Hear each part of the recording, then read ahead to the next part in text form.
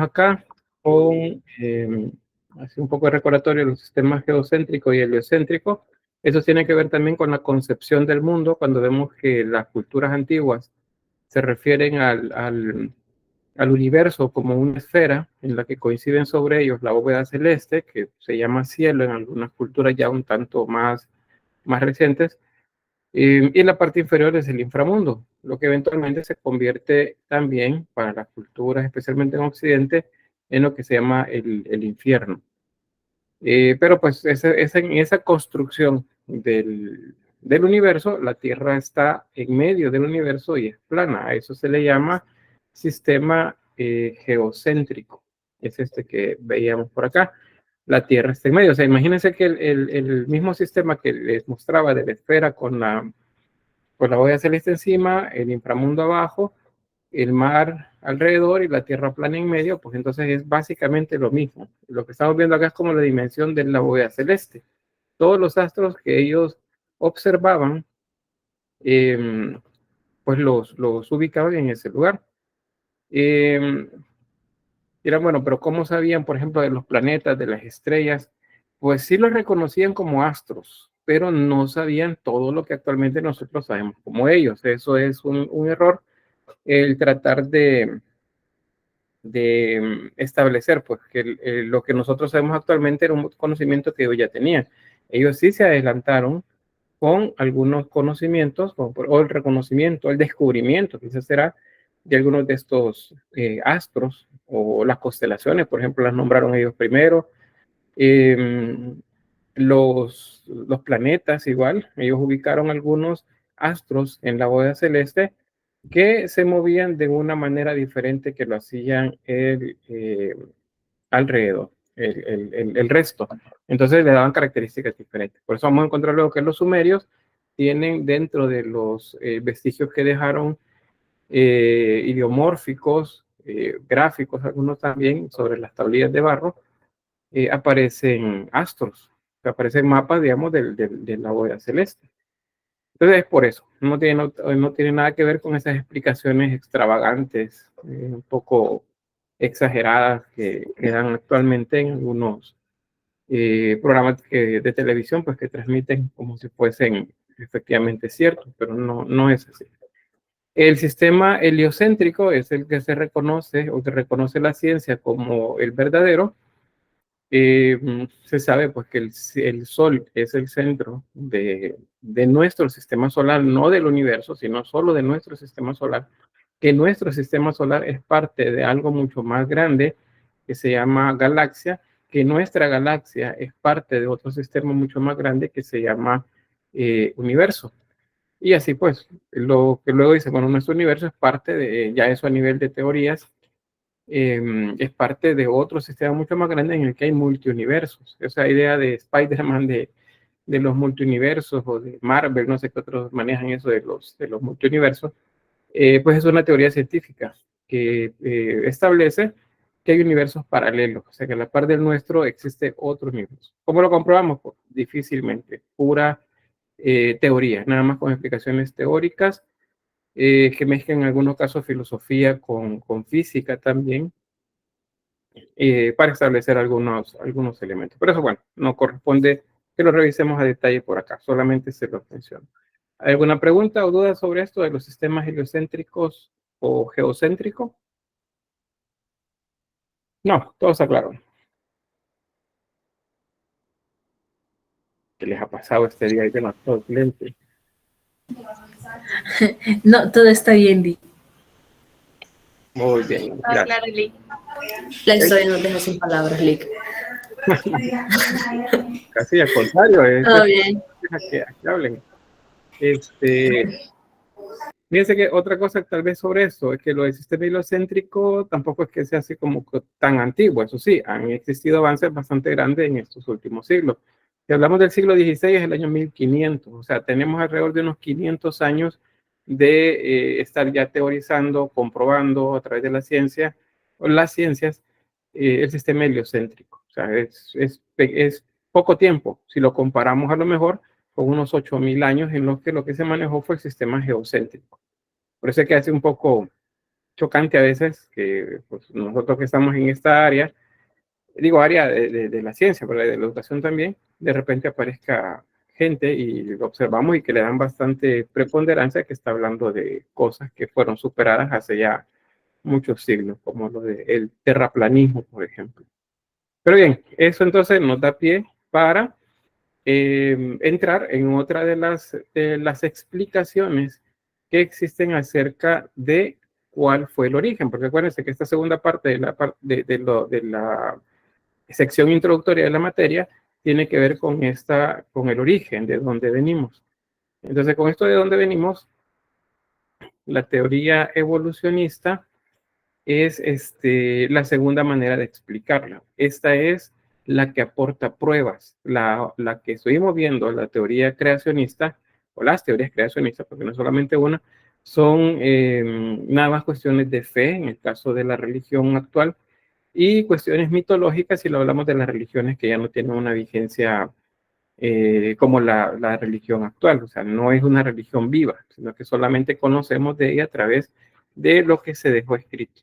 Entonces, esta es la segunda forma de ver el mundo. De la teoría evolucionista, si lo vamos desde lo macro, más grande, y hablamos de la construcción del universo, contrastándolo con la creacionista, la creacionista dice que todo fue hecho por un ser superior, ¿verdad?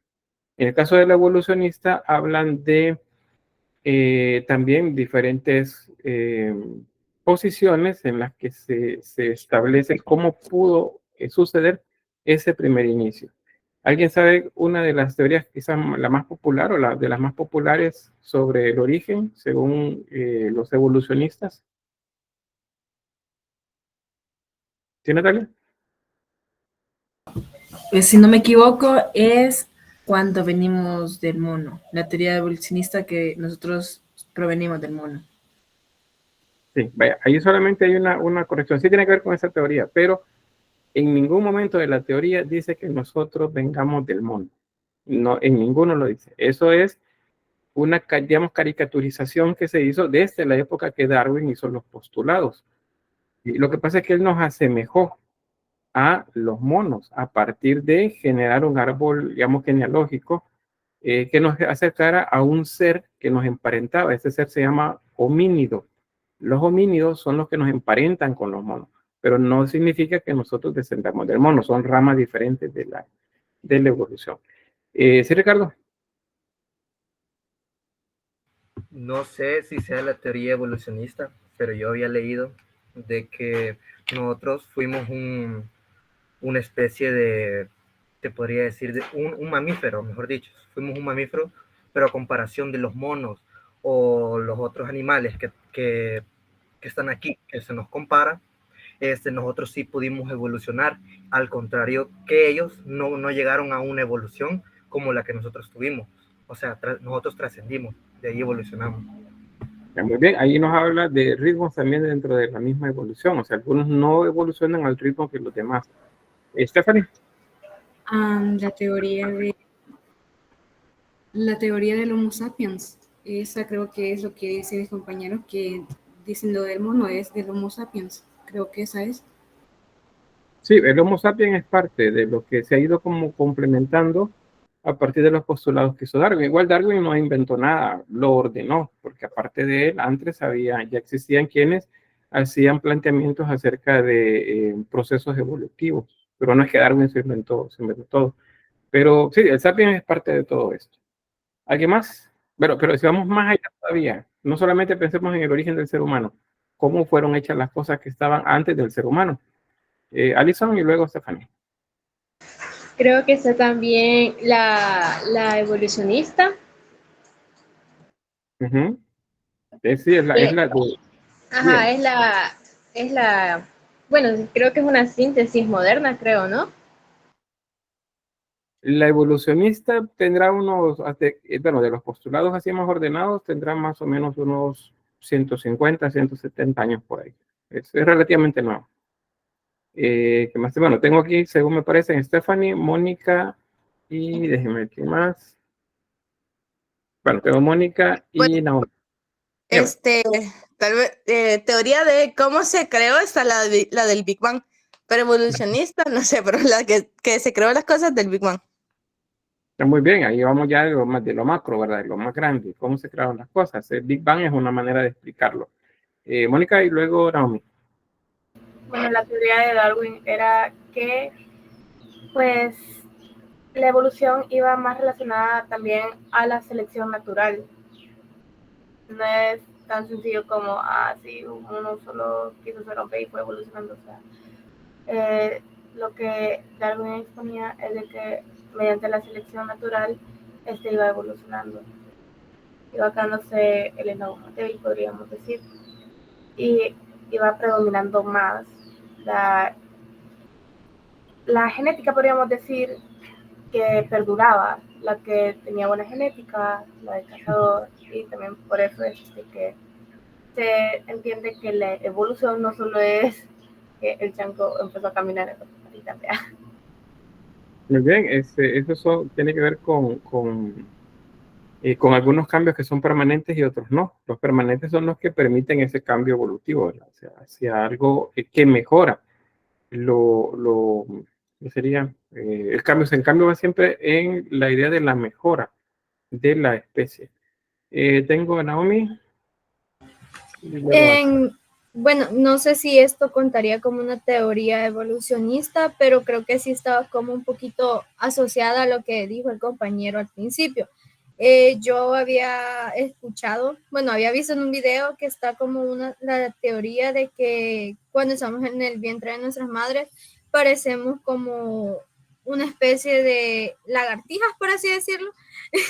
Entonces, que está la teoría de que nosotros podemos haber evolucionado, por así decirlo, de animales así como reptiles o cosas así, porque cuando el feto está fecundando, supuestamente al inicio se ve como que tienen una especie de colita. Entonces eso algunas personas lo han tomado como que venimos de los reptiles o estamos asociados con ellos. Muy bien. Tal vez no es que venimos, sino que estamos asociados. Eso se llama anatomía comparada y sí vamos a ver un poco de eso acá en la parte de la teoría evolucionista. Bien, creo que en el chat no hay nada, entonces voy a avanzar con la imagen. Vamos a comenzar en lo macro, como les decía. Ya que mencionaba una teoría que explica el origen de todo, digamos, todo hablando del universo, a partir de que en un momento dado, en una situación de vacío, hubo de repente un ordenamiento de las cosas. A eso se le llama la teoría del Big Bang y la gran expansión. Esta teoría, si la conocen, bueno, si han escuchado de ellos, si han leído, esta es contraria a los aspectos religiosos o de alguna manera tiene que ver con lo religioso. O es contraria, o sea, es diametralmente opuesta. ¿Sí, Judith? Según yo sé, es opuesta, ¿no? Uh-huh. ¿Por qué? ¿Tiene idea? Porque para la religión quien creó todo fue Dios y la teoría del Big Bang, o sea, literalmente es como que hubo una explosión y todo salió de la nada. Uh-huh. No fue un ser que la haya creado en sí. Uh-huh. Pero en el caso de que sea un ser, por ejemplo, bueno, si alguien también quiere colaborar a la compañera, el caso que sea un ser, hablando de la creacionista, perdón, al principio tampoco había nada. Y de repente, así como se crearon las cosas. Tengo acá a Vladimir y luego tengo a Mabel. Bueno, realmente no es como que la teoría del Big Bang y la creacionista sea tan alejada, ya que las dos tienen el mismo orden. Las dos se crearon en 7 días y llevan, podría decirse, la misma estructura, de que primero se creó, no sé si es los mares, algo así, pero ambas tienen el mismo orden, pero la evolucionista no hay un ser superior. Muy bien, gracias. Tal vez solo nada más corrigiendo ahí lo de los días. No son tantos días, pero que en el caso de la evolucionista, el Big Bang también, habla acerca de etapas. Pero sí, lo ordena según grupos, digamos, de acontecimientos. es similar a la creacionista. Tengo, déjame ver qué, Leonardo, ¿sí? O no, Mabel. Y luego Carolina. Bueno, en el caso de la teoría del Big Bang, yo quería aportar a lo que, bueno, a lo que yo sé y a lo que he estudiado y he leído, es de que tanto como la teoría del Big Bang y la creacionista tienen similitudes, como decía el compañero. Pero, como es lo que usted dijo, o sea, tipo, no fue en días, sino que fue en cuestión de prácticamente varios años para que todo se creara. Y entonces cuando me refiero a las similitudes, es como que tipo todo se fue dando según se creó la explosión, por así decirlo. Muy bien, estamos bien con eso. Carolina. Sí, pues lo que estaban hablando, de que hablaron sobre algo de creacionismo, que dijeron de que si, o sea, la creación que hizo Dios, o sea, ahí creo que eso lo confundió el compañero, no sé si lo confundió o estaría yo diciendo otra cosa, porque ahí se fueron los 7, o sea, 7 o 6 días, creo yo, porque ya el séptimo fue que dijo que es el día de descanso. Entonces, esa fue la creación que hizo primero la luz y las tinieblas, si no me equivoco. Entonces, o sea, de eso quería aportar a la creación histórica. Muy bien, gracias. Sí, el ordenamiento tiene que ver con fases, ¿verdad? Y es en 6 días que se hace porque el séptimo descansó. O sea, en la actualidad todavía está en el día de descanso. Tengo Stephanie, luego Mónica. Bueno, según yo tengo entendido, en la teoría del Big Bang se creó todo, pero en la creacionista, supuestamente solo solo se ordenó, se creó la Tierra, porque supuestamente la Tierra estaba en desorden y un ser supremo la ordenó, pero en cambio en la del Big Bang se creó todo el universo. Muy bien, aquí tal vez solo con lo que tiene que ver con la parte creacionista, que como son culturas que su conocimiento era bastante limitado a lo que observaban, ellos observaban el cielo, entonces para ellos eran el centro de todo. Por eso les digo de la esfera de la cosmovisión de ellos, es una esfera, el orbe.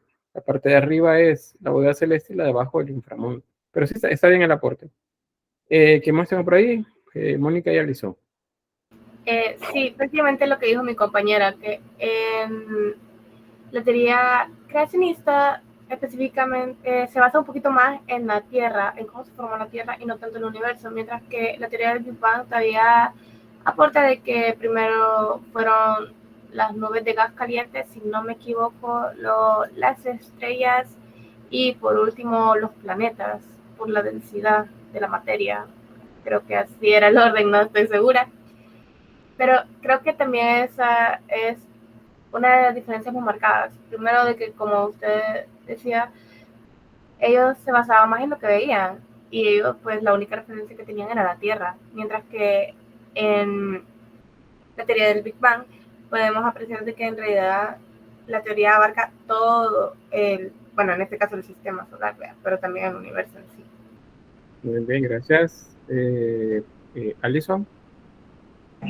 Hola, sí, bueno, según yo, lo que yo tengo entendido, que la teoría del Big Bang más se trata más que todo de las galaxias, de que así como que así ocurrió la explosión, y la teoría creacionista pues más se basa en las religiones.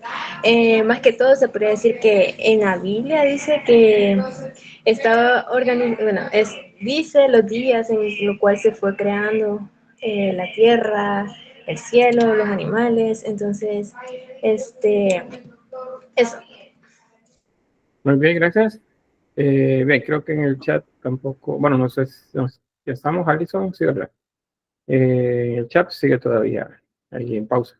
Bien, la teoría entonces es evolucionista, y si partimos desde la creación del universo, una de las más populares, hay otras más, pero la popular es acerca del Big Bang y la gran explosión. Esta establece de que en algún momento, en ciertas condiciones que se dieron en un entorno prácticamente vacío, la materia reaccionó y comenzó una explosión en la que eventualmente se fueron creando ciertas condiciones para que sería como conformación de los astros. Y dentro de los astros luego cada uno evolucionó según la naturaleza que tenía y según el espacio y el tiempo en el que están. Acá tiempo y espacio también funciona, solo que ya las teorías son un poco más grandes, ¿verdad? Aquí es donde hablamos de Einstein, por ejemplo, de la relatividad y todo eso, tiempo y espacio, cuando nos referimos ya no a nuestro espacio finito, que es la Tierra, sino al infinito, que es el universo. Pero establece que eventualmente pues todo se fue construyendo hasta el punto en el que estamos nosotros. Nosotros estamos en un punto de ese universo. Digamos que estamos por acá, donde les estoy señalando con el puntero. Nosotros estamos por acá digamos está la Vía Láctea. Pero hacia adelante de la Vía Láctea hay astros, galaxias, parte de nuestro universo que es más antiguo que nosotros. Y antes, mirando, digamos, hacia el origen, vemos más galaxias, sistemas, estrellas más jóvenes. O sea, nosotros estamos acá, por acá, digamos, y acá si miramos hacia adelante, estamos viendo el pasado. Y si miramos hacia atrás, estamos viendo, no, perdón, si vemos hacia adelante, estamos viendo el futuro. Y si vemos hacia atrás, estamos viendo el pasado. En eso es que colabora, por cierto, el telescopio James Webb, que se puso en órbita hace un par de años, porque ese a través del sistema de lectura de luz infrarroja, por ejemplo, observa hacia el pasado. Entonces, cuando nos muestra una imagen, no nos está mostrando dónde, sino nos está mostrando cuándo, o sea, cuándo sucedió algo. Y si mira hacia el futuro, hacia la parte más antigua del universo, entonces está viendo igual, está captando luz seguramente de sistemas de astros que ya no están ahí, porque la luz pues tarda mucho tiempo en moverse de un lugar a otro en el espacio. Entonces, la teoría del Big Bang, por cierto, se piensa, cuando no se conoce mucho, que es antagónica a la creacionista, a la religión, pero resulta que la teoría evolucionista fue planteada por un sacerdote católico. Esto fue hecho por George Lemaitre. Bueno, acá hablando de sacerdote, no digamos que solo era sacerdote de una parroquia, no, estamos hablando de alguien que tenía mucho conocimiento en el área científica. Era astrónomo, matemático y profesor de física en universidades. Y él establece, digamos, como un punto, buscando un punto intermedio entre la teoría creacionista y la teoría evolucionista, y establece de que, dadas ciertas condiciones, de repente hubo una explosión. Y esa explosión produjo que la materia reaccionara y fuese transformándose en diferentes cuerpos según su naturaleza en el universo. O sea, buscan un tanto de conciliar. Fíjense que esto no acabó en ese momento. A la fecha, en Italia y específicamente en la región que corresponde al Vaticano o cercana al Vaticano, hay institutos de estudios astronómicos en los que personas que son científicas básicamente, pero que tienen alguna formación religiosa, hablo de sacerdotes, rabinos, pastores, están en ese lugar, tienen el centro de estudios, de investigación, y ellos tratan de darle explicación a través de la ciencia de aquellos aspectos que en sus religiones respectivas está planteado. Entonces, eso es bien interesante porque pareciera que las religiones no apartan por completo el conocimiento científico, pero no es así. Ahora, me refiero a cuando estos sacerdotes tienen un conocimiento mucho mayor y se han dedicado a estudiar también ciencia, o también pastores o rabinos, como les decía. No me refiero a los que están a lo mejor más cerca de nosotros, ¿verdad? Alguien que trabaja en una parroquia, en una iglesia, en la comunidad donde vivo, en la colonia donde vivo. Para ellos sí, definitivamente la religión es lo único que determina las cosas. Pero no, hay quienes se dedican a la ciencia y eso es muy interesante, esa búsqueda de conciliar o buscar un punto medio entre la ciencia y la religión. Entonces, el Big Bang es una teoría que nace desde esa idea. O sea, es que no podemos afirmar que es contraria a la religión. Esa busca un punto intermedio. Pero a partir de ella y de otros científicos que a lo largo del siglo XX, bueno, del siglo XIX, pero del siglo XX, que cuando se tenían más posibilidades de recursos para la investigación astronómica, aparece también, por ejemplo, Edwin Hubble. Hay un telescopio en el espacio, por cierto, orbitando nuestro planeta que lleva ese nombre, el Hubble, que pues, se pensó para unos, creo que 20 años y ya lleva más de 30, creo, orbitando nuestro planeta y sigue aportando mucho para el estudio de los astros, de nuestro vecindario cercano y el espacio también intergaláctico. Entonces, hay mucho sobre esto. Él lo que planteaba, en el caso de Hubble, es que los astros, a partir del Big Bang, los astros, los cuerpos celestes, voy a decir mejor, se están alejando entre ellos, o sea que hay una distancia y hay un movimiento entre ellos. A partir de eso, otros científicos, físicos, astrónomos han ido construyendo teorías acerca de esto mismo. Y ahora, pues, las teorías válidas nos refieren, por ejemplo, que así como la Tierra tiene un movimiento de rotación sobre su eje, uno de traslación alrededor del Sol, también tiene otro dentro del sistema solar alrededor de nuestra galaxia. Y nuestra galaxia tiene un movimiento también alrededor de otro sistema que es lo que llamamos nuestro vecindario galáctico. O sea, es otro espacio muy, muy inmenso entre galaxias y que estamos en movimiento. Y luego eso se va agrupando hasta que luego se forma una estructura similar a las neuronas. No sé si han visto esos gráficos en los que se ven cómo las estrellas eventualmente se van convirtiendo en galaxias, luego las galaxias en unas estructuras que parecen neuronas. O sea, eso es lo que llamamos universo.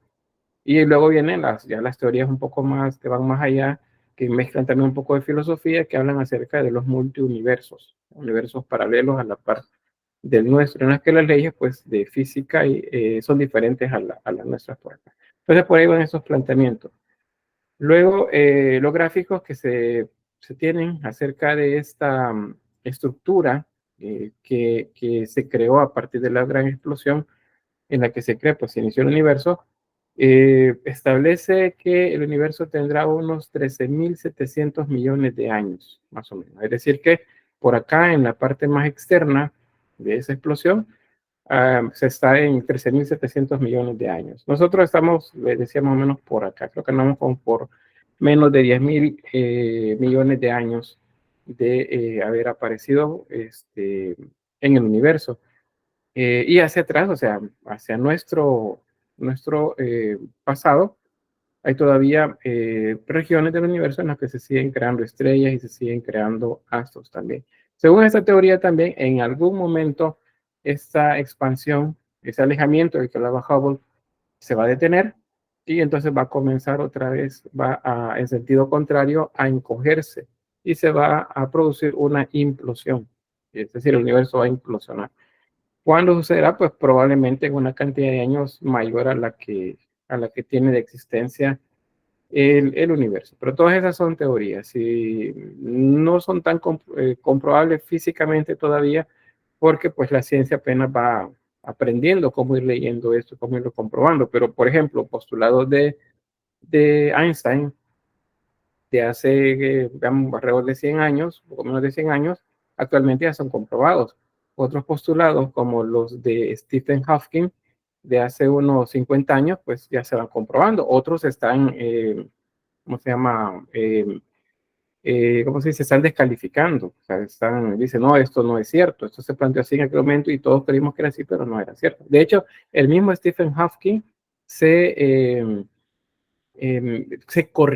autocorrigió sus postulados. En los 70 hizo un planteamiento acerca, por ejemplo, de los agujeros negros y toda la ciencia, todo el mundo científico se le fue en contra y le dijo, no, eso no es así, eso no es así. Y él se mantuvo en que era de la manera como él teorizaba.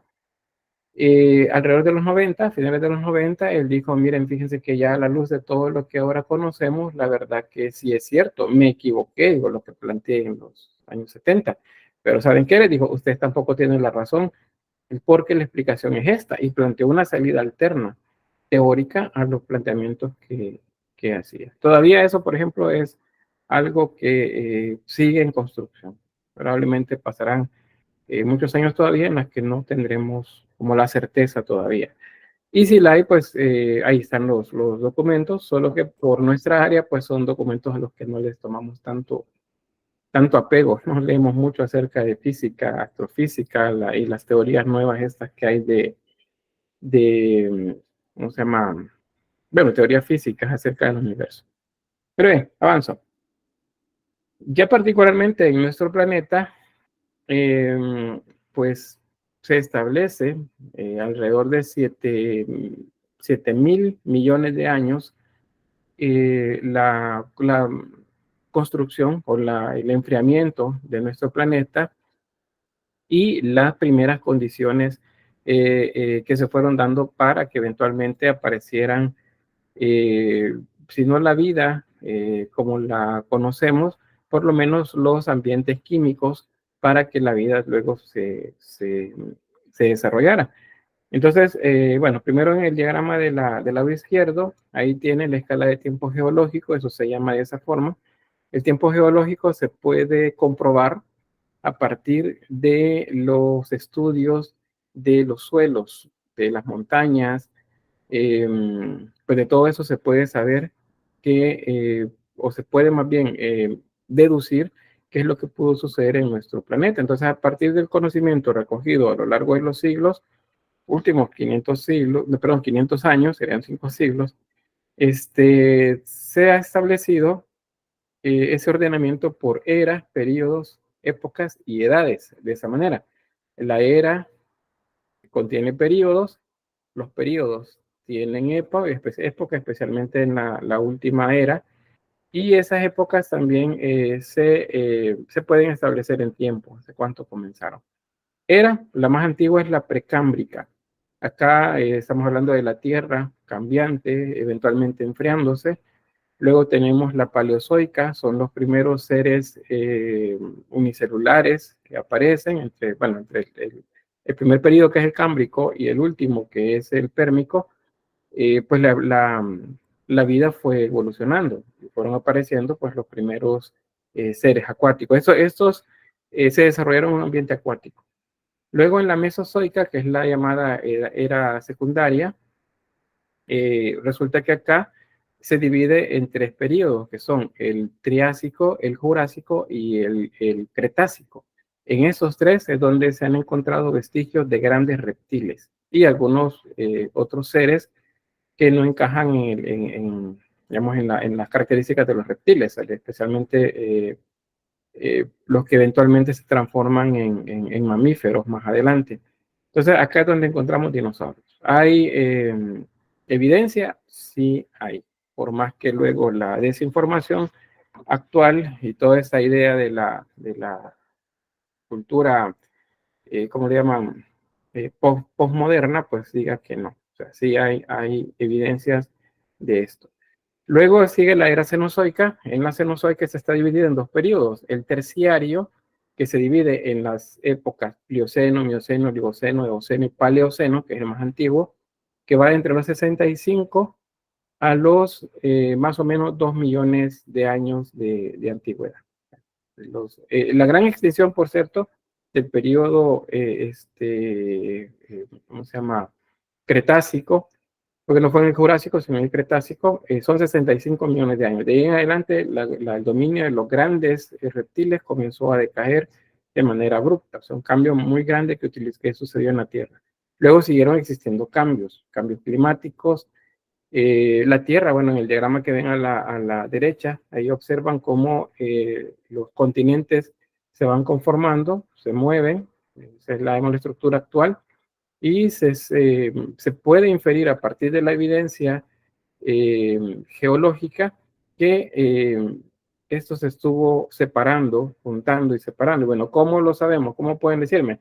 Bueno, porque resulta que elementos minerales de la costa occidental de África, por ejemplo, coinciden con los que se encuentran en la costa oriental de Sudamérica.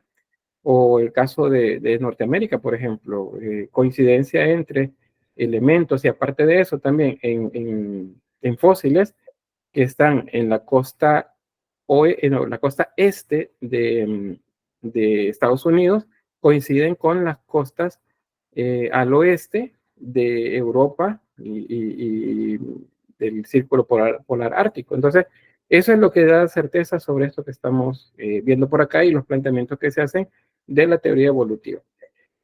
Luego, el último periodo de la era cenozoica es el cuaternario, y en ese es en el que nos encontramos actualmente. Tiene solamente 2 épocas, al menos hasta la fecha, que son el Pleistoceno y el Holoceno. El Holoceno es el más corto, estamos hablando de un poco más de 100.000 años de antigüedad. Y es en esta época, el periodo cuaternario de la época Pleistoceno y Holoceno, que aparecen esos seres llamados homínidos, de los cuales se desarrolla una de las ramas hasta pues llegar al desarrollo de nosotros como seres humanos. Esto es comprobable a través, les digo, del registro fósil y de la lectura de los registros geológicos también que existen en el mundo. Por ejemplo, acá en nuestro país, bueno, pues que si vieron dinosaurios, ¿por qué en nuestro país no hay dinosaurios?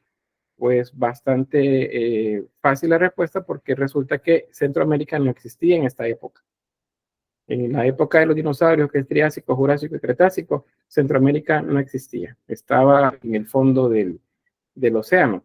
Pero entonces tienen que haber esos seres que vivían en los océanos.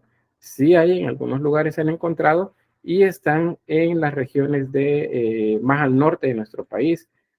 Chalatenango, la parte norte de Santa Ana, por ejemplo, no sé si alguien de Metapán, en la zona de Metapán se pueden encontrar registros fósiles. También en algunas zonas de Chalatenango se pueden encontrar porque son las más antiguas. Mientras más nos acercamos a la costa, es tierra nueva, es decir, que apareció más o menos por esta fecha, emergió del fondo más o menos por estas fechas. Entonces, no, por eso es que no hay. ¿Qué sí hay de acá para nosotros? Megafauna. ¿Qué es la megafauna? Perezosos gigantes, algunos, ¿cómo se llaman estos? Algunos antepasados de los mamut, por ejemplo, que vivían en las zonas de esta región y que migraban desde el sur hacia el norte de América y pasaban por un corredor que teníamos acá.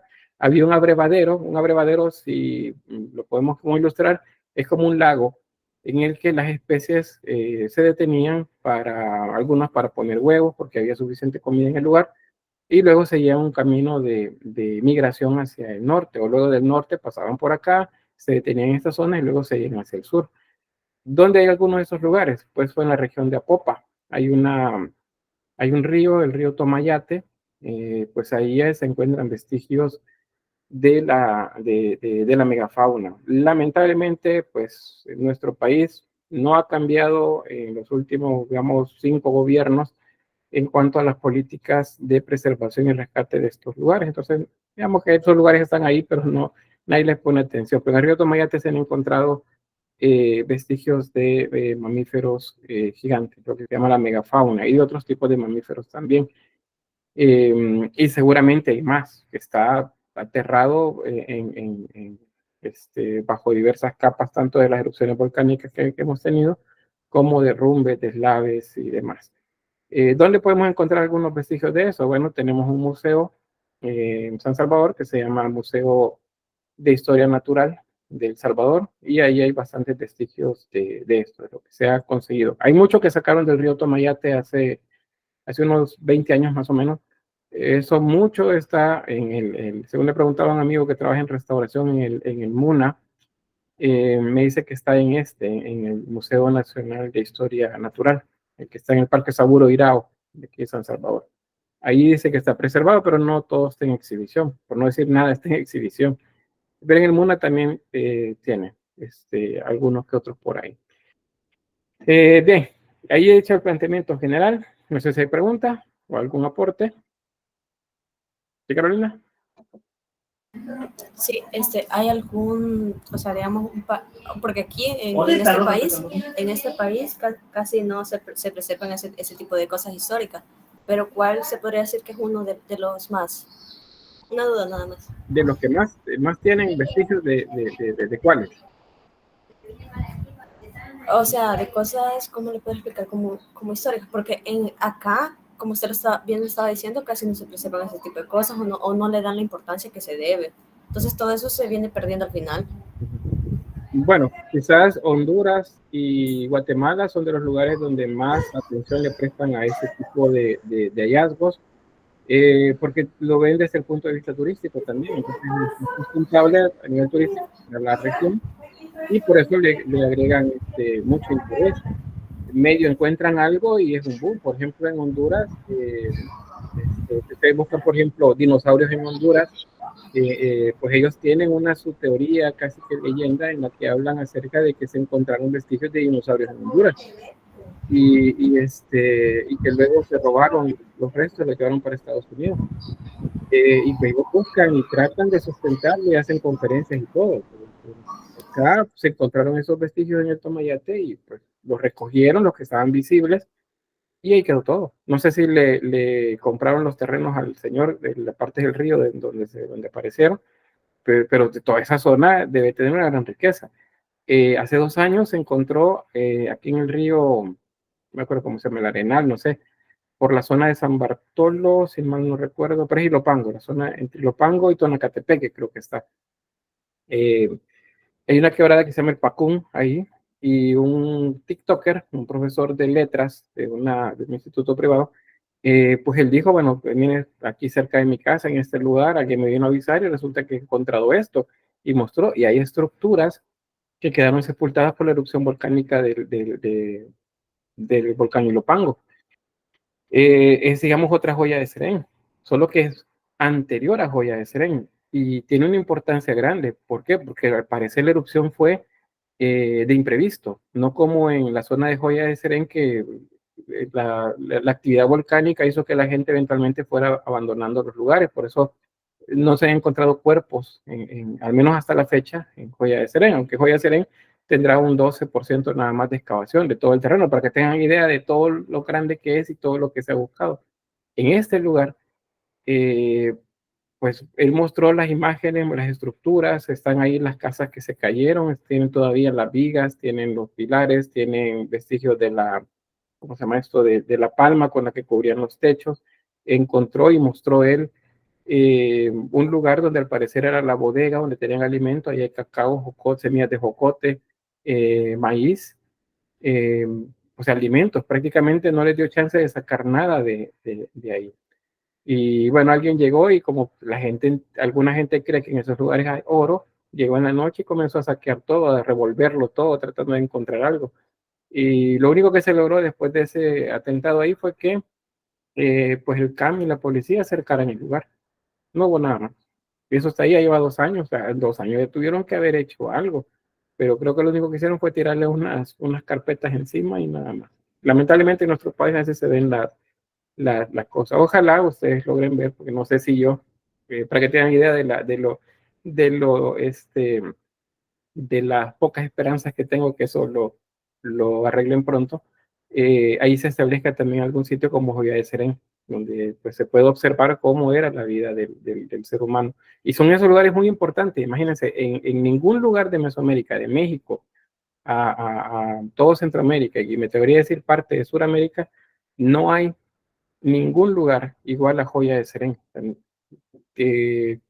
Guatemala tiene grandes estructuras, está Tikal, por ejemplo, Honduras tiene Copán, México tiene un sinfín de ciudades gigantescas con grandes templos, pero en ninguno de esos lugares hay una ciudad que muestre cómo vivía la gente común, cómo vivía el pueblo, cómo vivía los súbditos de las élites gobernantes. Y sí lo tenemos en Joya de Serén. Y sí lo tenemos en este lugar que se descubrió hace dos años más o menos. Entonces, pues, así las condiciones por acá. Pero bueno, volviendo a eso, ¿y por qué es importante? Porque resulta que tenemos vestigios nosotros, entonces, comprobables de que algo existió por acá. Y que comprueba la idea de las épocas que tenemos. Bien, aquí un diagrama que muestra cómo está esto de la evolución biológica, porque es una evolución biológica que incluye tanto plantas como animales y el ser humano. Habían teorías antes que establecían ya una oposición al creacionismo, o sea, las teorías que la iglesia manejaba, la iglesia cristiana, en los últimos 2000 años. Se considera la evolución biológica como un hecho histórico, porque se puede comprobar con registros fósiles, se puede comprobar con anatomía comparada, que una compañera nos mencionaba acerca de la evolución de los cigotos, por ejemplo, luego de la concepción, el desarrollo embrionario, el desarrollo de estos embriones en el transcurso de los embarazos según la especie de mamíferos, por ejemplo, y la biología molecular. O sea, todos tenemos rasgos químicos que nos hacen comunes, ¿no? O sea, nos dicen entonces que hay un ancestro común. Luego, Lamarck y Darwin explicaban acerca de, ¿cómo se llama? Que las cosas a partir que existieron comenzaron a cambiar. Básicamente es que no han dejado de cambiar a lo largo de la historia, y eso es lo que llamaron evolución. La evolución plantea dos puntos, o sea, y son los dos puntos que quiero que nos llevemos de acá, porque no vamos a leer el libro, ¿verdad? Ni vamos a revisar todo eso, porque si estuviéramos en biología, pues fuera pertinente, pero acá no tanto. Uno es la selección natural. Eso significa que solo va a sobrevivir los individuos que están mejor adaptados al entorno. Y la segunda es el origen común. Es decir, que todos los organismos tenemos un ancestro común y a partir de eso se puede armar un árbol genealógico. Básicamente por ahí está. Esa selección natural conduce a variabilidad de los organismos según la región en la que están, y eso lleva a mutaciones en algunos casos que permiten mejorar una especie o transformarla en una diferente. Eso dice nuevas especies. En el caso del Homo sapiens, eso fue lo que sucedió. Los cambios fueron generando especies, no solo una, especies mejores, pero no todas se adaptaron. Por ejemplo, había una que comía más vegetal, no comía carne, no comía mucha proteína de origen animal, solamente vegetal. ¿Y cómo se sabe? Por la forma de las muelas que han encontrado de eso. ¿Cómo se sabe que el otro comía carne? Por la forma de los incisivos y los colmillos. Y corresponden a la misma época. Al datarlos con radiocarbono 14, resulta que están en la misma época. Significa que coincidían en tiempo, estaban al mismo tiempo. No es que uno dio origen al otro, no, coincidían en tiempo. Pero uno sobrevivió y el otro no. ¿Y qué pasó? Bueno, ahí lo notan. Resulta que geológicamente, a partir de la lectura del registro geológico en las montañas, en las cuevas y todo eso que puede ver, coincide la época de desaparición de los que comían solo vegetal con una sequía. Eso significa que no había que comer, se murieron. En cambio, los otros no dependían solamente de lo vegetal, sino que comían dependían de la carne, ya sea que lo carroñaran o que lo cazaran, pero comían de eso. Entonces, eso les permitió avanzar evolutivamente hablando. Entonces, así es como se explica esto. No es cierto que el ser humano surge de un mono. Eso no es cierto.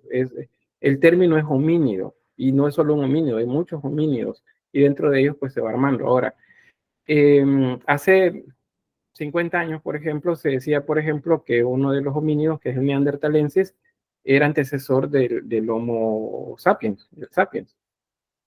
Hoy se sabe que no. De hecho, dijeron, no, son dos especies diferentes. Y los últimos 10 años dicen, no, miren, es que sí hay coincidencia entre los genes, especialmente en Europa, pero resulta que hay genes neandertalensis y también sapiens. ¿Qué significa eso?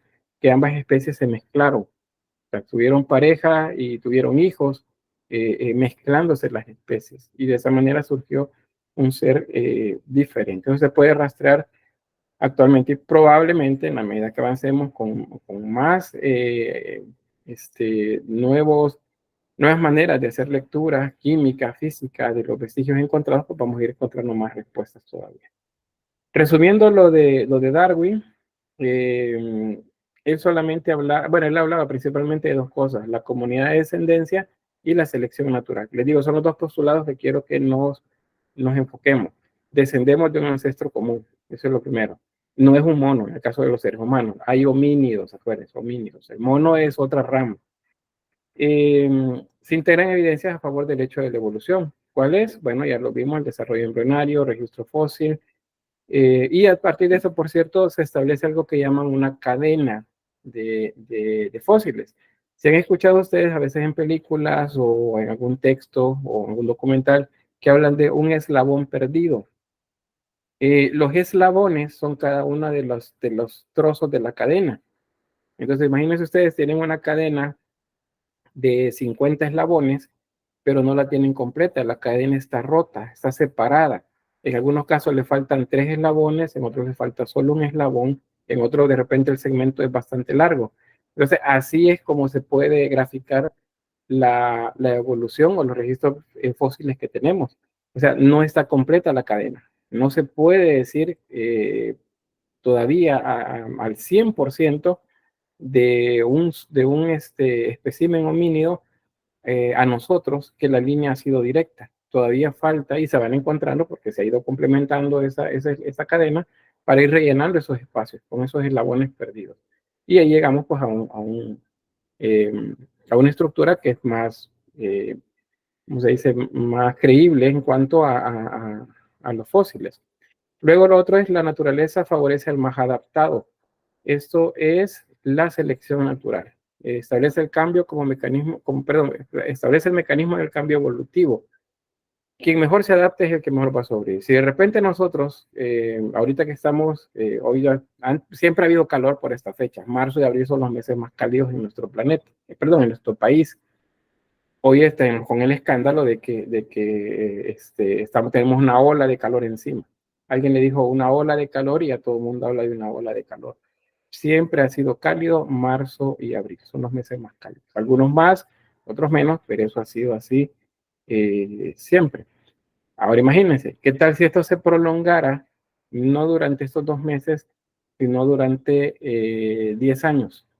En esos 10 años, muchos de nosotros vamos a morir. ¿Y por qué? Porque no nos podríamos adaptar a unas temperaturas como estas, todos. Sí, la mayoría, a lo mejor los más jóvenes, sí podrán adaptarse. Si eso se prolonga por 100 años más, la mortalidad a lo mejor aumenta, pero también la resistencia de algunos de estos seres. Y los hijos de estos seres humanos van a ir eventualmente adquiriendo más resistencia al calor. Si por el contrario fuera frío, fuera más o menos igual. Les pongo un ejemplo. Todos tenemos un tío que era moreno acá, se fue para Estados Unidos, se fue a la zona de Nueva York, se fue a Canadá, y resulta que cuando regresó era chele. Bueno, ¿qué le pasó? Se puso maquillaje, alguna crema en la cara. No, es que el clima es diferente. El sol es diferente en aquella zona. No sé si han tenido ustedes oportunidad de ir al norte, no a Chalatenango, sino al norte de América o Europa. Y resulta que pues el sol tiene un ángulo diferente al nuestro. Entonces la piel tiende a aclararse porque no está recibiendo tanto sol como el que tenemos. Si por el contrario nos vamos a África o nos vamos a trabajar al campo, nuestra piel se va a oscurecer como una defensa contra los rayos del sol. Dígame, Natalia, perdón, siempre es Natalia. No, en realidad eso sería como una adaptación a nuestro ambiente. Por ejemplo, yo tengo una amiga que ella vive en Houston y cuando la vi la última vez que la vi, su piel se hizo más blanca y a pesar de que allá hace mucho más frío, es el sol el que no calienta. O sea, el sol, a pesar de que estás en el sol, tú no sientes el calor, sino que solo es la luz. O sea, es la misma adaptación que ellas tienen allá. Exacto. Mónica. La cuestión es de que el calor de ahí es, podríamos decir, seco. El de nosotros es más húmedo, nuestro ambiente es húmedo, es tropical. Mientras que en Estados Unidos, en la mayoría de estados, el calor es mucho más seco. No se siente así, es feo, pues que nosotros sentimos, podríamos decir. Y es cierto, o sea, uno si pasa mucho tiempo en Estados Unidos, más que todo en estados helados o fríos, sí te llega a cambiar bastante, hasta tu tipo de piel llega a cambiar. Y aquí tu piel es grasa, allá posiblemente se vuelve bastante seca. Y es la forma que tiene el cuerpo de adaptarse. Igual, o sea, ahí cambia bastante todo el ambiente. Exacto, gracias. Igual aquí decíamos alguien sea para San Miguel, seguro, si estamos acá, bueno, San Miguel es más cálido. O sea, cambiar nuestro cuerpo se adaptaría. Si no nos adaptamos, no podemos sobrevivir. Por eso que es un castigo, a veces los hijos, ¿verdad? Viven allá y dicen, no voy a ver a mi papá para que tenga una mejor vida allá. Y se lo llevan y el viejito allá, la viejita, ¿cómo va a adaptarse a frío? No sé quién ha estado en condiciones de frío. Yo lo más frío que he estado es, creo que hace como 6, 7 grados bajo cero, con una sensación térmica de -12. Y eso que el invierno iba comenzando. Y es bastante frío, o sea, es mucho, mucho frío. Y eso que yo no le huyo al frío, le huyo al calor. Pero me decían también que en esa zona, cuando es verano, el calor puede llegar arriba de 40 grados. O sea, es como que estemos en San Miguel. O sea, esos climas son bien, bien extremos ahí. Sin embargo, los tonos de piel de esta gente es más clara. Y es porque, como dicen, el sol no calienta y como se tiene frío, se tiende a andar cubierto. Entonces ahí disminuye la exposición al sol. Para nosotros, no, nosotros andamos en el sol, nos caminamos, movemos, andamos de aquí para allá. Entonces nuestro tono de piel es más oscuro. Y si nos exponemos más, el tono va a cambiar porque la piel se va a proteger. Ese es un mecanismo de cambio evolutivo.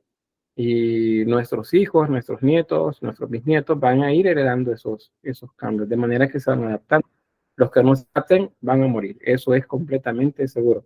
Quizás lo único, antes de dar la palabra a Mónica, quizás lo único es que nosotros, con la tecnología que tenemos actualmente, podemos adaptarnos más fácilmente. Por ejemplo, yo les decía, he estado en una situación de -6, -7 grados bajo cero, pero eso sí, cubierto con un suéter y una chaqueta. No así nomás, ¿verdad? Así como estoy ahorita, seguro que no aguanto mucho tiempo ahí.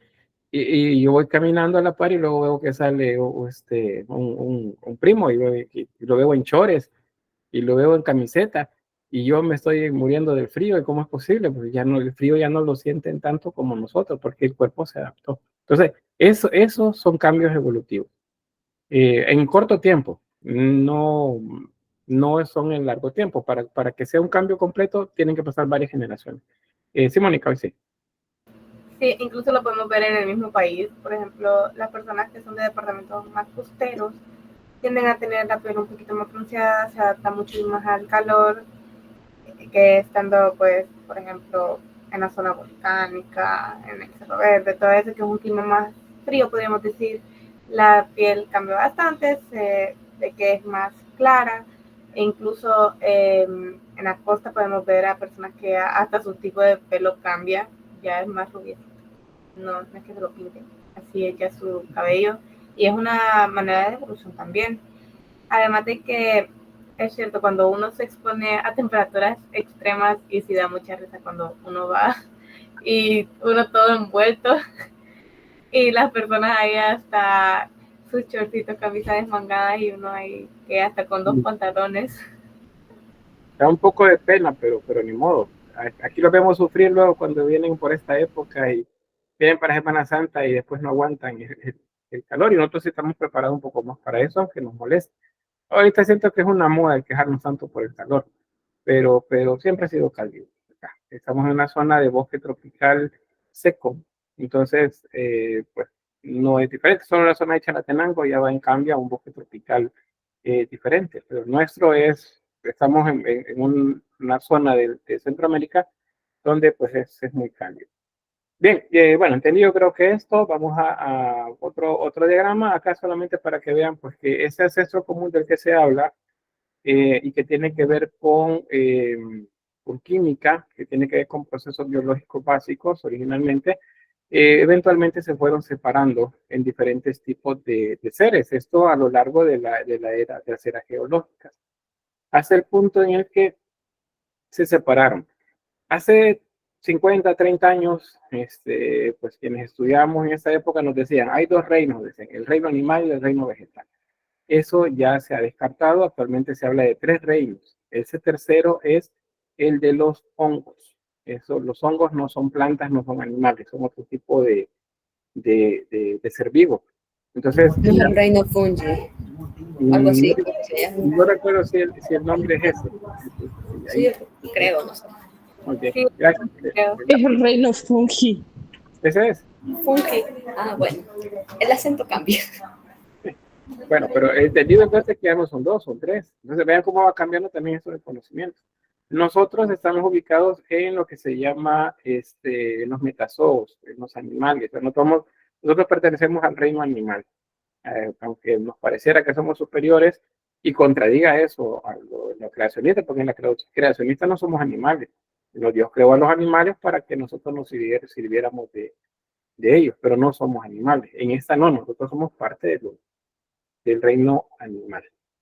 Y el diagrama de arriba es lo que la forma como nos han enseñado que la evolución biológica es, pero esto no es cierto. Pero este diagrama es falso. Eso que lo ven ahí, ¿es un mono? No, eso no es un mono, es un homínido. El siguiente homínido era más grande, el siguiente tenía menos pelo, el siguiente parecía ya un cavernícola como nos lo pintan en Hollywood, y luego ya era un cavernícola ya así de pelo grisáceo, medio rubio, de ojos azules. Eso es falso. Esto no es cierto. Pero son los diagramas con los que nos han educado durante mucho tiempo. ¿Quiénes? Pues los europeos y los gringos, los estadounidenses. Estos diagramas vienen de esas regiones. Entonces, pareciera como si la evolución llevó hasta el tronco étnico caucásico, al ser humano blanco. Pero no, realmente los primeros son del tronco étnico negroide, desde África. Allí es donde se desarrollaron los primeros seres humanos ya más cercanos a nosotros. Claro que hubieron diferentes, según la región geográfica, pues eran diferentes. Pero bien, eso entonces, esto no es cierto. Ya vamos a ver otra una imagen por ahí. Pero eso sí es lo que se puede comprobar a través de registros fósiles, como, por ejemplo, de un primer ser, de un Moriterium, por ejemplo, hace 38 millones de años. Luego vamos a un Trifodón de entre 26 a 2 millones de años antes de Cristo. Luego tenemos el Platybelodón, entre 12 y 7 millones de años. Tenía esta forma. Luego el Mammuthus primigenius, que es el primero, uno de los más grandes, hace 2 millones de años. Y a partir de él, pues, se evolucionó en dos especies diferentes, separadas geográficamente. El Elephas maximus, que es el elefante asiático, es más pequeño, la oreja es más pequeña. Y el Oxodonta africana, este es el moderno elefante africano. Este es más grande y las orejas son mucho más grandes. Son dos especies que vienen del mismo ser. Pero ¿cómo compruebo esto? Lo que resulta es que en las eras geológicas, en los vestigios fósiles, se pueden reconstruir esta historia. Este eslabón, como les decía, de una cadena de diversos fósiles, se puede llegar hasta este. Entonces, ese es un postulado que sí es comprobable. Acá los otros tres elementos que veíamos, alguien mencionaba por ahí, esta se llama anatomía comparada, y origen embrionario, perdón. Los óvulos fertilizados, pues todos, en ese primer momento, todos nos parecemos. Todos nos parecemos. En la medida que va avanzando el desarrollo embrionario, entonces ya va adquiriendo las características propias de cada ser. Digamos, un tiburón, un ser humano, en su origen, básicamente somos iguales. El desarrollo es muy, muy similar. El otro es anatomía comparada. Esto. Aquí tenemos un humano, un gato, una ballena y un murciélago. Los colores les dicen dónde es el hueso o el equivalente del hueso en cada una de las especies. O sea, los huesos están ahí. Eso es porque se parecen a nosotros. ¿Se han fijado? Todos los seres, donde los vean, especialmente los terrestres, todos tienen 4 miembros. Tienen 2 miembros superiores, 2 miembros inferiores. Tienen 4 patas, en el caso nuestro, 2 brazos, 2 piernas. Tenemos 4. ¿Han visto alguno que tenga 6? No, ¿verdad? Si hubiera 6, significa que es una especie diferente a cualquiera de nosotros y por lo tanto no tenemos un ancestro común con él. Hay unos documentales que son fantasía, aunque los presentan como documentales. Hay uno, no recuerdo si en National Geographic o en Discovery Channel, era sobre los dragones y aparecían que tenían 6 miembros. O sea, 6, ¿por qué? Porque tenían 2 patas delanteras, 2 traseras y 2 alas. Esos son 6 miembros. Entonces, eso era algo grande porque significa que biológicamente no corresponde a ninguno de los vestigios encontrados anteriormente. Es un ser nuevo.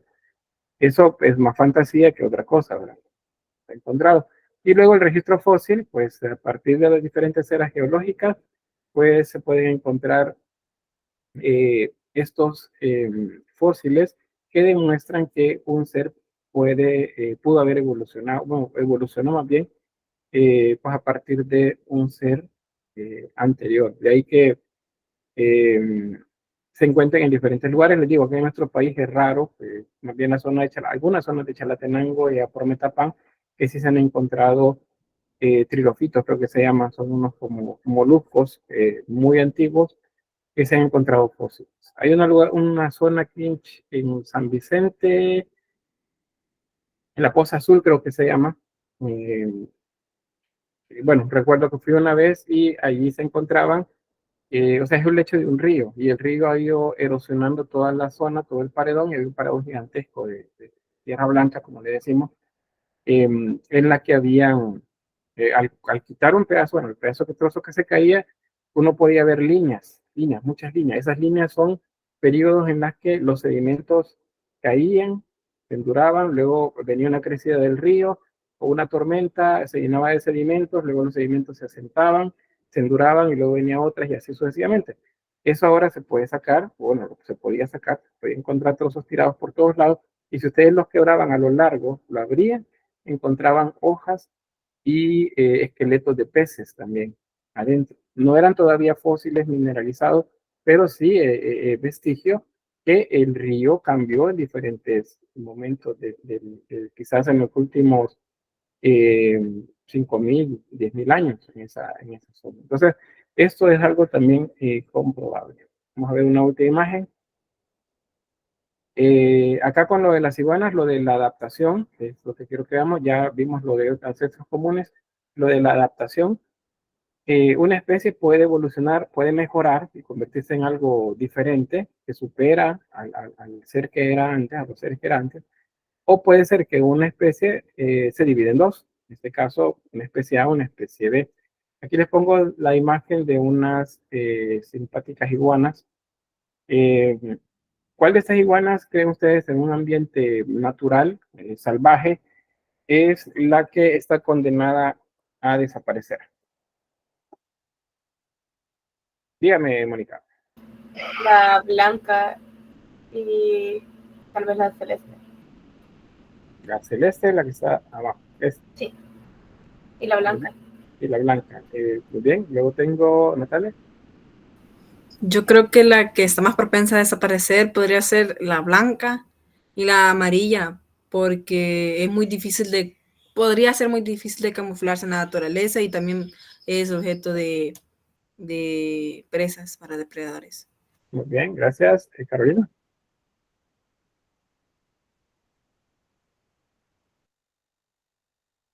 No, Carolina. Isabel. Creo que sería igual creo que igual sería la blanca. Yo no veo la amarilla, veo 2 verdes nada más, siento yo. Y la otra que es como dijeron celeste, creo que celeste, ajá. Esos dos sería, porque no son comunes, la más común es la verde. Esta de acá, iguana. Todas son iguana. O sea, la iguana se llama, es la verde. Todas son las mismas, pero el color es diferente. Entonces, efectivamente, como lo mencionaban, las más propensas, quizás en el orden, sería la albina, luego la amarilla, la celeste no sería tanto, y la verde es la que más fácil sobrevive. ¿Por qué? Porque no tienen algo que necesitan para sobrevivir, y eso es la mimetización. Un animal mimético es aquel que puede camuflajearse con el ambiente, o sea, se puede esconder. Estos no lo podrían hacer y por lo tanto son presa de depredadores. Entonces, Ahí vemos un cambio evolutivo que necesitan las especies, camuflarse. El color de muchos animales tiene que ver con eso. Por ejemplo, en algunos moluscos o en las serpientes, el color rojo es un motivo de alerta. ¿Por qué? Porque es veneno. Esos colores brillantes significan que los animales son venenosos. Y otros animales han evolucionado hasta camuflarse con ramas, por ejemplo, con hojas. Han visto algunas mariposas o algunas polillas que se posan en las ramas o en los troncos. Ustedes ven el tronco, pero no observan tan fácilmente a la animal. ¿Sí, Ricardo? No, disculpe, Lick, se me fue. Ok. O algunas mariposas, por ejemplo, hay una mariposa que tiene unos trazos azules en la parte, en la parte, digamos, de frente, la parte superior de las alas. Esas mariposas, cuando se posan, en muchos casos lo hacen abajo de las hojas. O sea, la hoja acá, vienen ellas volando y lo que hacen es esto, se prenden de abajo. ¿Y por qué? Porque resulta que en la parte de abajo de las alas tienen unas manchas concéntricas, forma así, es un círculo dentro de otro círculo, que parecen ojos de búho. Entonces, de esa manera ahuyentan ¿cómo se llama?, al depredador. Se mimetizan con el ambiente, pero al mismo tiempo se presentan como otro tipo de animal. Entonces, esas son características de adaptación al entorno. Entonces, eso pues es comprobable también por acá. Sí, Carolina. Como también el camaleón. Ese es normalmente que cambia, ¿no? Sí, justo, el camaleón se va a adaptar al entorno en donde está, era que pase desapercibido, igual los pulpos. También hay una, como creo que es un bicho, se le dice, o sea, que se ve en forma como que fuera de rama. Existe uno que es así. El insecto palo. Ajá, ese. Acá en nuestro país le decimos zacatones. Menos yo que vengo de un pueblito del interior, decimos zacatones, que son, parecen ramas, efectivamente. Bien, eso es como la evolución humana, como piensan muchos que es, como nos han enseñado en la escuela y en bachillerato que es, pero cómo fue en realidad. Vean, ahí están las diferentes vertientes, algunas desaparecieron porque la rama ya no se continuó. Más o menos de 1 millón de años para acá, son menos los seres que han existido. Ahí tenemos el neandertalensis, ¿cómo se llama? El sapiens, que es el último. Entonces, no es cierto esto, se los repito, se los recalco, no es cierto esto, no es cierto que venimos de un mono, no es cierto que hemos ido aumentando de tamaño, algunos que eran grandes, otros eran más pequeños, otros eran robustos, otros eran delgados, otros eran mucho más pequeños todavía. Todos han tenido que adaptarse al ambiente en el que estaban. Y a partir de eso, pues hemos llegado hasta el ser humano moderno. Este es descendiente pues de África. O sea, el ser humano como tal, que se separó por completo de los homínidos, apareció en África, no en Europa, no en Estados Unidos, en África. Y de África se movió hacia diversas zonas en las que se fue adaptando a los entornos en los que llegaba. Quedaba cerca de la costa, pues su tipo de piel, su pelaje cambiaba. Si vamos hacia el norte, especialmente en las llamadas eras de hielo, su pelaje y su color de piel también cambiaba y así sucesivamente. Algo que también me gustaría comentar, espero no estar mal porque según lo que yo he entendido, es que también uno puede evolucionar, depende de, o sea, como acciones que vamos seguidas. Por ejemplo, mi papá es profesor de música, entonces toco el piano desde que soy chiquita. Y mis manos, o sea, mis dedos son súper largos. Entonces, no sé si eso también cuenta como evolución. También he visto con mis hermanos, que, o sea, que nuestras manos sí son súper largas, o sea, son grandes, por decirlo así. No sé si también cuenta eso. Sí, eso tiene que ver con la variabilidad genética. O sea, la genética se hereda, eso es seguro, pero para hablar de cambio evolutivo, tendrían que pasar como unas 3 generaciones en las que esas características se repitan. Es así, pero con una sola todavía no es. Sin embargo, el gen, digamos, está presente, pero no se repite tan seguido hasta cuando ya se consolida el cambio evolutivo. Eso, digamos que en poco tiempo, hablando de unos 100 años, se ha logrado controlar con especies de vegetales, por ejemplo, tomate, maíz y otros. Bueno, en el caso del maíz, quizás unos 1000 años para acá, se pasó del teosinte, acá en nuestro país, a la mazorca que conocemos actualmente. Y hoy, bueno, que se está utilizando maíz transgénico, se corre el riesgo de esas mazorcas que se desarrollaron evolutivamente de manera selectiva por control de cosecha, probablemente hasta desaparezca. Pero sí, la genética está presente ahí. Y bueno, en mi caso, por ejemplo, mis abuelos, tanto maternos como paternos, en ambos casos, mis abuelas eran de piel blanca y mis abuelos de piel morena. Entonces, en el desarrollo, digamos, la generación anterior a la mía, donde están mis papás, mi mamá y mis tíos, hay morenos y hay blancos. Y o digamos no blancos, blancos, pero digamos trigueños claros, voy a decir. Luego viene mi generación, y en mi generación hay igual diferentes tipos de color, una variedad un poco más amplia. Hay tanto alguien que es muy moreno como mi abuelo, y alguien que es muy blanco como lo era mi abuela. Y así, las siguientes generaciones van igual. O sea, esos cambios genéticos están ahí. O sea, esa huella genética está en nosotros. De repente aparece alguien moreno, alguien alto, alguien pequeño. Este es igual a tu tío que era de por allá. Todo eso son cambios que se van pasando de generación en generación. Eso lo maneja la genética. Bien, para finalizar, ahí en la imagen que tienen, pueden ver diferentes eh, seres que han sido recreados a partir del registro fósil que existe. Vean que algunos efectivamente parecen monos, pero no son monos. Todo esto son homínidos. Los monos es una rama diferente. Estos son homínidos. Tienen características diferentes. Una característica diferente es, por ejemplo, el caminar erguido, el caminar en dos piernas. Eso es un cambio evolutivo también. Y pues ahí se desarrolló hasta llegar a nuestros días. Vamos a quedarnos hasta acá con esto. Por el tiempo no voy a cortar la grabación, sino que voy a pasar a la parte introductoria del siguiente tema, porque tiene que ver también justo con esto de lo que estamos hablando. Así es que solo nada más cambio. Dígame lo que busco la presentación. ¿Sí? ¿No? No alcanza a ver quién. A ver. ¿Cómo dice? El caminado se quedó. Pues así dicen muchos. Vean, yo conozco algunos, son hijos de primos. El tío por acá y el primo está de este lado. Y físicamente se parecen. Se parecen. Y dice, no, pero no es hijo. Parece que es hijo de él, pero no es hijo de él. Pero se parecen en la forma del cuerpo, la manera de caminar.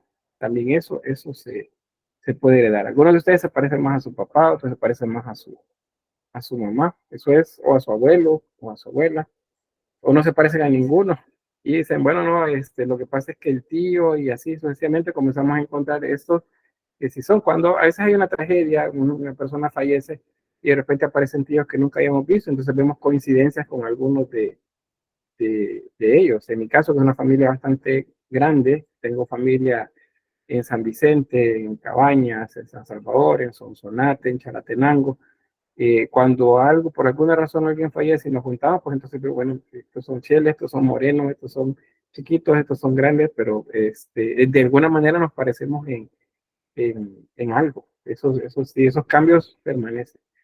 Bien, como ya hicimos esa parte, esa es la parte de la teoría evolucionista, vamos a pasar ahora acá de una vez al tema que tiene que ver con la prehistoria, por cuestión de tiempo no voy a hacerlo en videos diferentes, sino que les va a quedar a ustedes la teoría evolutiva al inicio del tema 2, el tema de la prehistoria. Por digo, para que a la hora de irlo a buscar, el material que usé sí va a estar en el tema 1, pero la explicación, la clase va a estar en el tema 2, para que quede ahí como claro eso.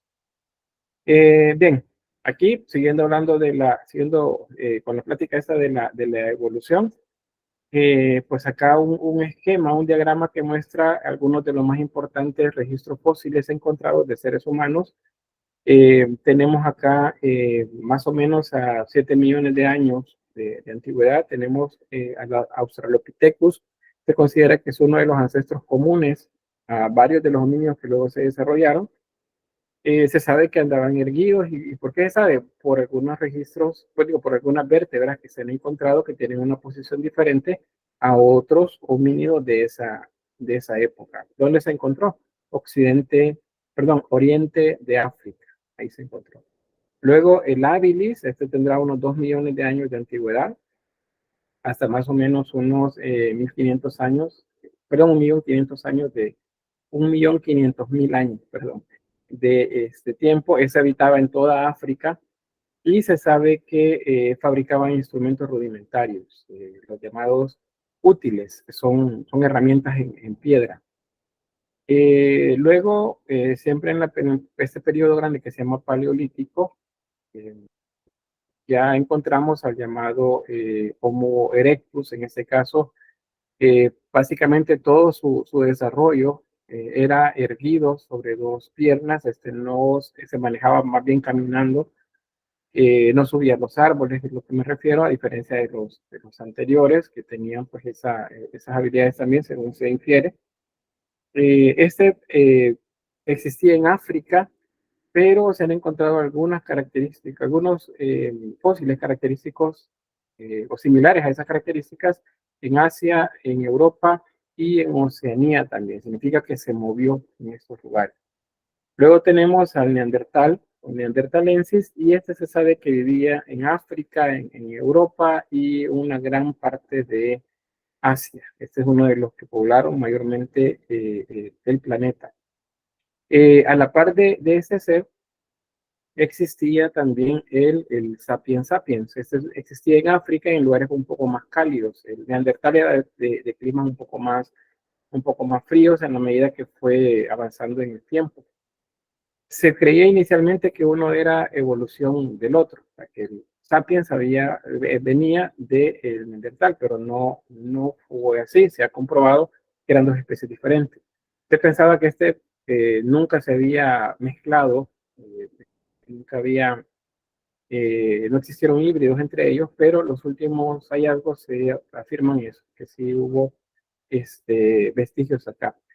El Sapiens sapiens, que es el ser humano, digamos, más cercano a nosotros, tendrá unos 40.000 años hacia acá. Y es el que se considera es el primero en realizar obras que tenían que ver con una habilidad más allá de la creación de herramientas. Una dimensionalidad y volumetría obtenida a partir del conocimiento de lo que observaba y la transformación de los materiales. Otro concepto por acá es que la prehistoria pues es la parte de la historia, ya lo hemos visto, de la humanidad, que comprende desde el origen del ser humano, desde allá por 7 millones de años antes de Cristo, pero especialmente los últimos 100.000 años. Por ahí es donde nos enfocamos un poquito más. Los testimonios escritos, acuérdense que son en los que termina la prehistoria. De ahí en adelante inicia la historia. Eso no se nos debe olvidar.